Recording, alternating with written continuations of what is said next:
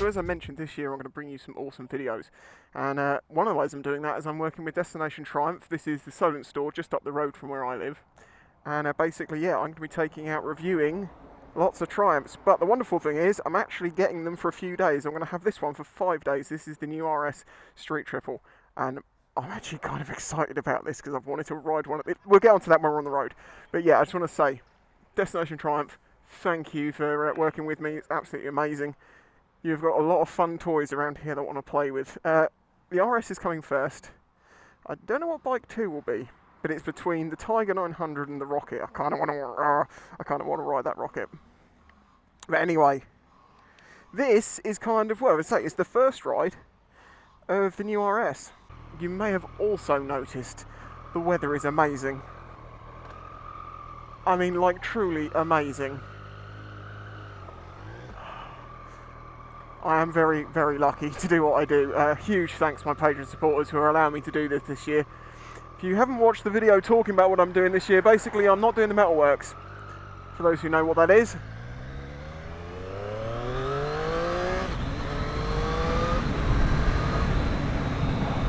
Feisty!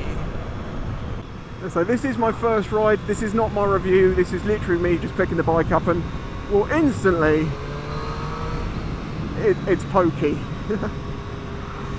In the past, I rode one of the old 675s for all of a few miles, and in those few miles, I just kind of fell in love with it a little bit. I didn't get to do much, but it was just the sound and the feel of the thing. And I basically just never got the opportunity to ride one again since. This has got a quick shifter, which works both up and down through the box, which is something I'm going to have to get slightly used to because I very rarely use bikes with them. And to be fair, when I have in the past, I think they've been add-ons and they have felt in ways a little bit jerky, particularly on the low-speed downshift. One of the massive benefits of having these bikes for, 5 days opposed to a few hours is that you get to know them, you get to be more used to riding them more confidently. And also little things that you might not have noticed in the first few hours, you will notice over time, over the course of 5 days, and I think it makes much, much better reviews. As my regular viewers will know, the new ones may not, and if you are new, please consider hitting that subscribe button. I am 6'4", so I am a big chap when it comes to bikes. Nothing really is made for me unless it's big and adventurous. But this is actually perfectly fine, but we'll find out more about comfort and stuff in time. Because for now, we have a national speed limit.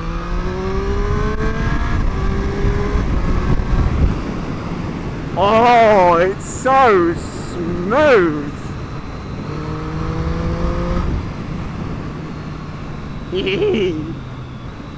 Hand off the clutch, I don't need it. The clutch is for pulling away and stopping, and that is it. The steering on this feels very, very strong to the dead ahead position.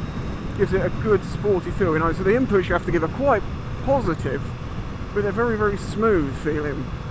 There are some particularly violent bumps along here, and it is quite telling for bikes actually. There's one particular one that stands out. Oh yeah, that one, that's the one. Yeah, okay, so the suspension is pretty firm.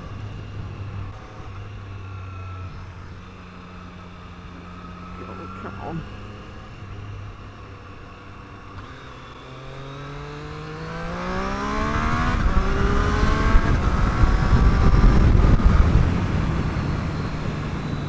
I am barely getting this throttle open.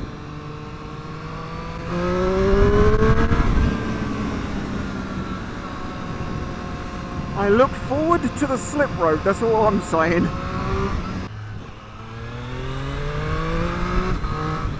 Other than that old Street Triple, a Triumph America 800 and a couple of Bonnevilles, I think that is all the Triumphs I've ever ridden. Just never really had the opportunity to get them to review or to ride, and that's one of the reasons I'm very grateful to Destination Triumph for working with me. And it's amazing that they would swap a Yamaha XJ6 with 50,000 miles on it for an absolutely brand new Street Triple RS. So kind of them. Yeah, unfortunately I do have to take it back. This is the first ride, as I say. I don't give you all the facts, figures and details and everything, it's just sort of me riding it and seeing little bits and pieces that crop up. This has got an absolute ton of electronics and options and stuff. But one of the most simple things that I've really liked so far is, forget all that, is the fact that this screen tilts like up and down, and as a taller rider that's just amazing, because it means that whereas the screens are normally you know, aiming at my stomach, I can actually have them looking at my face. It's a very simple little thing that, but it's a very nice touch. You can change colours and all sorts of stuff on it, which is kind of cool, but at the same time it's so low and out the way that you're not really that concerned about looking at the dials, and generally you do want to be looking ahead.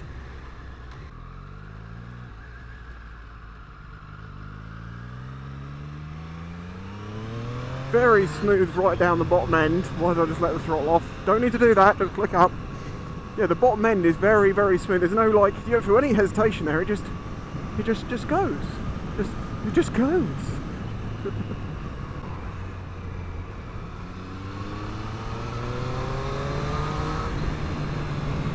The brakes are extremely powerful. Very predictable feeling straight off the bat.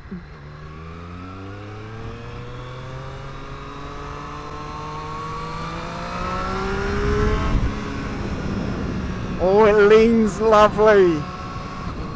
It doesn't feel dodgy. It just feels nice. Oh, I'm so glad I've got this for 5 days in sunny weather and not for, you know, 5 hours. Let's go. Holy sh! That hadn't even got into its proper stride, and it just, oh god, it just grips and goes.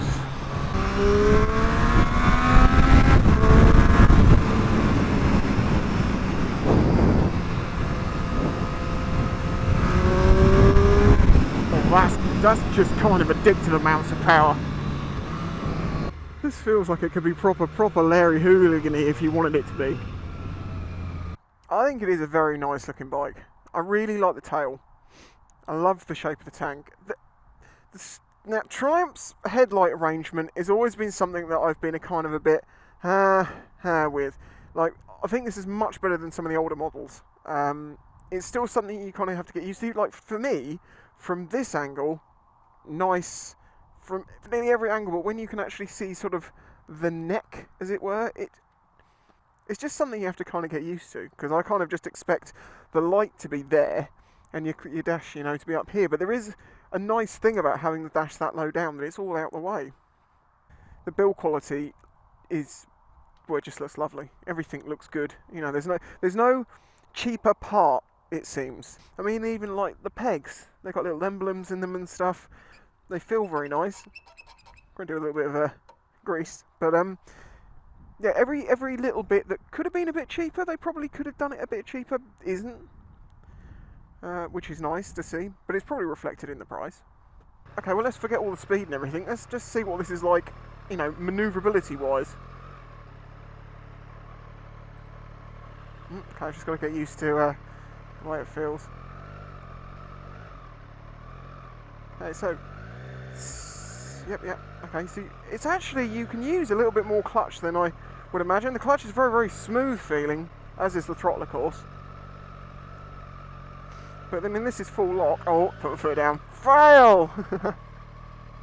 But yeah, like intercity, getting through cars, filtering, that sort of stuff. This is not like a sports bike feel where, you know, you might be having problems getting the steering radius you need to get around that car.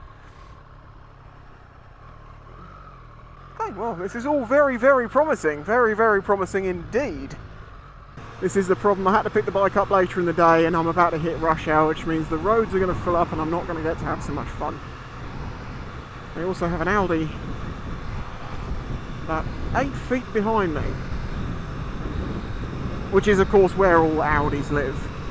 I don't feel like I've particularly stretched the legs of this bike, which is good because I want to get used to it before I start feeling like I'm stretching its legs. But also I like to ride them, you know, like you're going to use it on the road. Obviously each person's review of a bike is going to come from a different angle. Some people are all about absolute peak performance, and they won't really mind if it's not so good, you know, in the normal day-to-day commutery sort of things. But I like to try and just do an everyday man's review, someone who uses the bike sometimes to go to work, sometimes to have some fun. Maybe you'll take it on a track occasionally. You know, you go for a bit of a blat in the summer. If you can get a bike that can fill all those niches, it's doing very well. And I have to say, instantly, this feels like it's got more than enough power than you'll ever need, and it works low down. Those two things together are a big deal for me. Because yes, a motorcycle might be capable of cornering at 150 miles an hour at a 60-degree lean angle, but the reality is, a lot of the time you're riding at 30 miles an hour behind Abby's gifting of balloons. This is already doing better than my DR400 because it absolutely hates going less than 30 miles an hour. And this, I'm not even feathering the clutch at 10. If you're new here, I have a DRZ 400 SM and a Yamaha XJ6 Diversion. Now, both of these bikes were bought for doing a job. Well, correction, the DRZ was for having fun, massive amounts of fun. It isn't the best bike on the motorway or anything like that, but in the country roads, 130 kilos, 40 odd brake horsepower, mine's a 440, is an absolute blast. Plus you can take it off the road. The XJ6 is just a workhorse bike to take some strain off of my DR. But if I forget the off-road bit,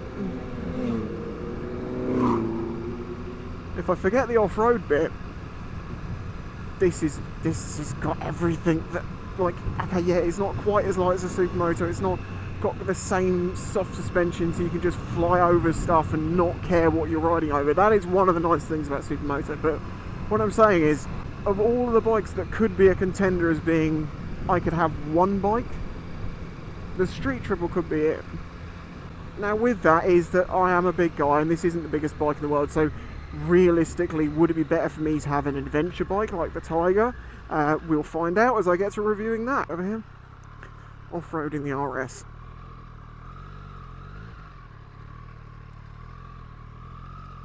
Okay, well I'm going to end this video here because this is just the first ride, and I think you can already tell that I'm kind of raring to get out onto some nice roads and really experience what this bike is like. It feels like it's got a lot of potential to just be amazing there, but I haven't been able to experience it. But then equally, it's perfectly comfortable doing, you know, what we've just done. Sat in traffic, bit of fast stuff, bit of slow stuff, take the odd corner a bit quicker, but then when you can't, you can slowly go through traffic. It's like, it's hitting all those boxes. It's doing really well. I like it. As I say, huge thanks to Destination Triumph. I'll chuck a couple of their links in the description, but really happy that you guys have agreed to work with me. I'm very excited for this summer. I'm very excited for this week. Anyway, thank you for watching, and I'll catch you next time. Bye bye. If you enjoyed this video, please remember to hit the like button and subscribe to see future videos. This channel is made possible by the support of the audience. Please consider joining my Patreon to get early access to videos, questions answered in the monthly Q&A, your name on screen, and some exclusive content, all for as little as $1 a month. You can also check out the links in the description to my merch and other ways to directly support the channel. Thanks for watching.